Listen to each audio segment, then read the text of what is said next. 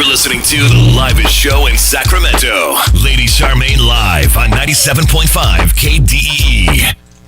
Well, we are back in the studio with my girls, LaTroya Johnson and Diaroki Osami. I'm Lady Charmaine, and today we're talking about friendships among females. And I have another question. We were just talking about this one during the break. Do you feel that Facebook has affected our friendships where we begin to air our dirty laundry on Facebook? And as Dee said during the break, with secret innuendos where you know who we're talking about, right? And they know you're talking about them. And do we find it easier to unfriend somebody on Facebook than it is in person? Yes. So if I could speak to that, Lady Charmaine, I had a very good friendship, and I did not know that this person was mad at me until I found out that I was unfriended. I went to just go say, "Oh, let me see what you do today," and then I was like, It was like the block sign. So, and I just remember being in shock. You know, because you feel like if you're a friend, we should have this conversation before it even gets here. And then, two, I'm not one that puts my personal business on Facebook in that manner. So, you know, let's talk about what's going on. And the status I put up was it's a shame that Facebook has desensitized us so much to friendship because it's so easy to press a button than to actually deal with what's going on. Right. And some people say, well, that is just easier that way. But no, not really. Especially if you're supposed to be friends. It's different if it's a Facebook friend, somebody, you know, sharing things that's inappropriate or you just don't like what they're talking about. But when you're a friend, to find out that you are no longer friends on Facebook. But, you know, God is good. He brought us back together. And I love you, boo. I love you, boo. You know I love you for listening. But, yeah, I absolutely do believe that Facebook has affected the way we deal with friendship. Yeah. Absolutely. I would have to agree.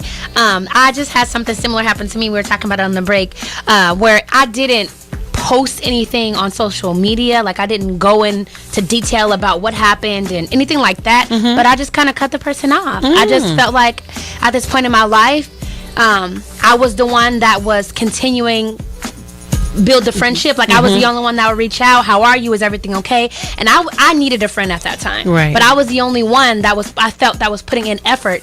And then it got to a point where too much of my personal business that I was sharing with this individual was starting to become public. And I didn't want to make an assumption, but it was what it was. I can count on my fingers how many people I share my personal business with like that, and I have my true lifetimers that they don't even associate. So it started to get real messy. And anytime, you know, as an adult, you start feeling like things are getting messy and cloudy. At that point, I didn't see any value in continuing on with the friendship. So and so you guys haven't talked since? She reached out to me, and I let her know in detail why I decided to just walk away from it, and that's where it's left. And I just became friends again. I just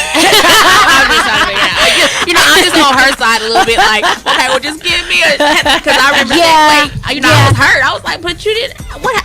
I still don't know what happened to this day. Right. But because we just decided, you know, it was just a bad time, and that we're better now when we talked about a few things around it. But I just was, you know, I feel bad for her. Yeah, but I mean, you did get a chance to talk to her though. Yeah, I did, and I completely was 100% honest about how I feel like things happened, and I just felt like it wasn't the first time. Yeah, you know what I mean. So I don't know. I definitely understand grace and mercy. I haven't been the perfect friend throughout my life, so I understand that. But and maybe later, I don't know. Maybe later there may be a time where I feel the unctioning, or God will be like, look. You need to go ahead and fix that. Is she a lifetime friend, like a long friend, or is she more of a, you know, high school or something? Yeah, okay. Yeah. Well, you know, I look at friends like this. Kind of remind me of Jesus and the 120, because you know, you had the 120, you got the crowd, okay, then you got the 70, and you got the 12, right. And you have the 3. Yeah. The thing is, this is just how I live my life when it comes to friends, though. You got to figure out who's a 120, Absolutely. who's a 70,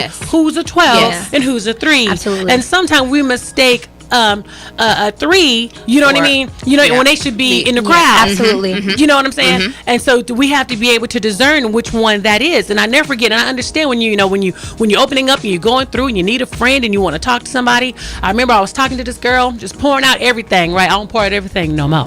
Right. Just pouring out everything, just dropping them, you know what I'm saying? And this young lady, her relative calls me.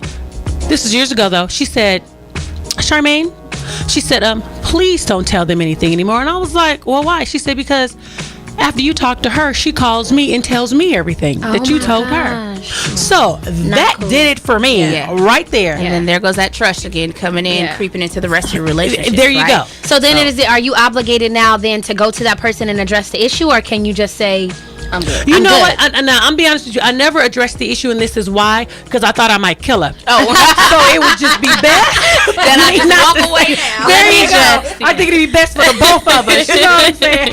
Let's take a caller. Hi, 97.5. Hi. Hi. I would love to address the Facebook issue. Yes. Well, we gave my daughter a baby shower, and these girls she had known since, elementary, junior high school, and they're having this baby shower.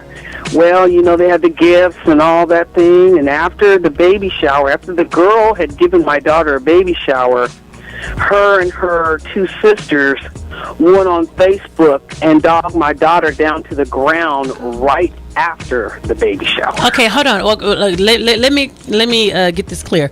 These girls gave your daughter a baby shower. Yes. Okay, and then after the baby shower, they went on Facebook and talked about your daughter. Wow. Like a dog. Any particular reason why? Was she like a baby mamazilla or something? No, she wasn't a baby mamazilla. She had paid for everything. Really? Yeah, and the one girl just catered the stuff, and her sister, one wasn't there, and the other one was there. And I kept wondering what was this weird feeling I felt while I was there, because I'd been knowing them, and I knew their mom, and blah, blah, blah. But you know what? What they did was they brought her there, and then when they saw everything she had, and everybody came forth and, brought her things or whatever, or they had not been liking her the whole time. And you know how, as a parent, sometimes you always know when that is not really your child's friend. Right. Even though this is a grown-up child at this point. Right.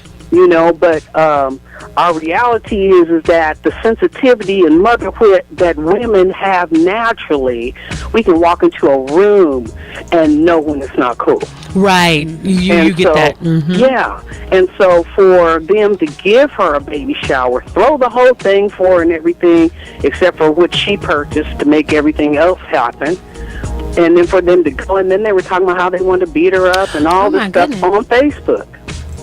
See, Facebook can be a good thing and it can be a bad thing, and it's a place where people air their dirty laundry. Friendships can be destroyed right there on Facebook, and that wasn't the purpose of Facebook in the first place. How's your daughter doing now? She has ALS right now. She's got Lou Gehrig's disease. After her last baby, she ended up with Lou Gehrig's disease for the last 5 years. And so I thought about these people that she thought were her friends.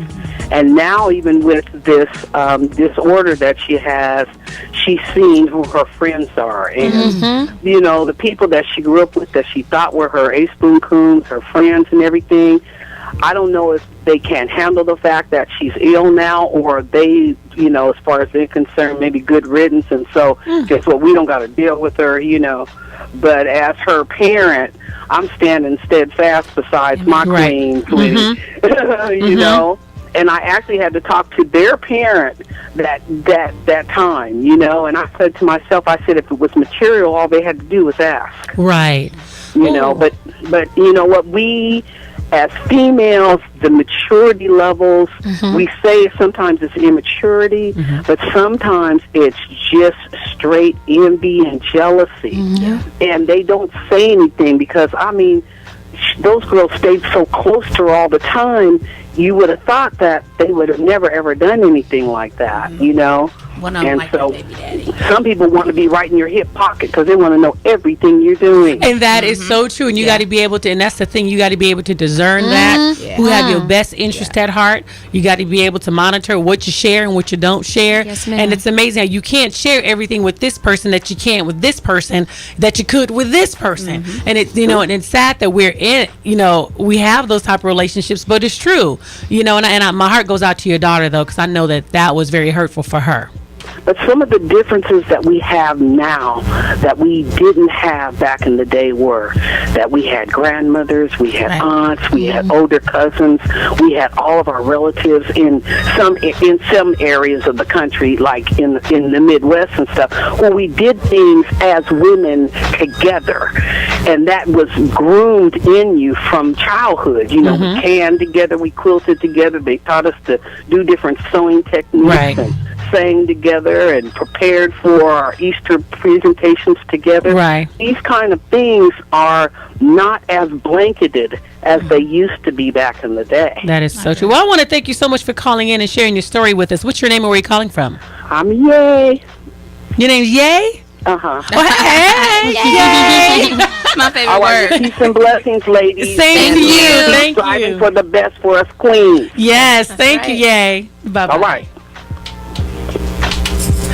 Well, that was a story right there, and that is so true because we use Facebook in the wrong way, and I can just imagine because she's coming off of a wonderful baby shower. You know what I mean? Baby shower. You feel your friends gave you a baby shower, then you open up Facebook and you're like, hold on, wait, what's she? And then everybody inboxing you talking about, hey girl, what's going? You know what I mean? And that really should not be. One of them liked her baby daddy, and they was there to see it fail. They was like, girl, ain't nobody gonna show up. Yeah, that's the kind of stuff that's going on. But you said something good, Charmaine. You talked about the having discernment and knowing the difference between what kind of friends. You know, how to meet people is real. You know, you know what to share with who and how.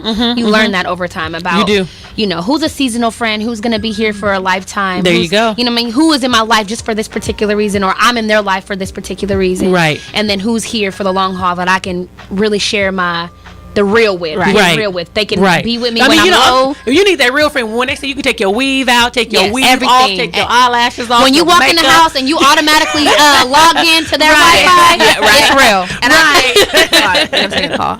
I was gonna say, I think I keep hearing women go back to longtime friends from back in the day, from high school, and I think one of the differences from back then to now is when I think back in the day, we partied with the people that we lived on the block, so we had block parties. Just thinking about when I was raised, I knew everybody in our neighborhood. My parents did. Now then I go back to me just moving. I just moved out of my last home last month. I only know one neighbor on my entire block, and I've been there for 7 years almost. Wow. And so, and my kids, and there's kids all over, but my kids don't play with those kids. And so socially, we've closed in. We just talked about that. Yes. And so socially, we're closed in. So we can't meet those girlfriends and really build a trust like we used to. I mean, that's just something that I think about. That's the difference from back then to now. Because it's funny, because one of my kids asked me, they was like, well, Mommy, how did you meet all those people? I said, well, we went outside to play. Exactly. You know what I mean? And you think about it now, kids really don't go outside and play. No. We have another caller. Hi, 97.5.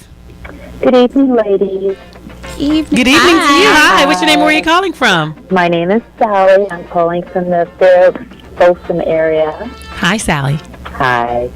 So what I want to talk to you about is betrayal. Yes. Man. Okay, so, my theory on women friends is this, like, men are always going to come and go. You know what I mean? You're going to have a man one day, he's going to be gone, you're going to have another man, whatever. But when you have a woman friend, because only another woman knows another woman's deep heart. You know, a man will never know how we truly feel as a woman, never go through childbirth or any of those things. So when you've got a woman friend who betrays you to the core of your soul, nothing hurts more than that. Right. And I've always judged my woman friends not what they'll do to me, but what they won't, or what they'll do for me, but what they won't do to me. That's interesting. No, that is so good. So when you've got a woman friend that you're watching her with her other women friends and you're sitting around and she's like, that girl's dress is this and look at her hair and blah, blah, blah. What makes you think she's not going to talk about you that way? Oh, yeah, you next. True. Yeah. You know, so they always show you who they are. If you just be quiet enough, they'll show you who they are before you want to pour your heart out to them. Yes. That is so true. That is so true. I want to thank you so much for calling in. What's your name again? Where are you calling from? Sally. Sally. Thank you so much, Sally. Now, you know we're going to be doing a Beautiful Friends event. Come through. And would love to have you join us, Sally. When is that? We're going to be planning the date after this is over. Okay. We'll I'll be make the listening. announcement. Thank you, Sally. Have a great day. You too. Bye-bye.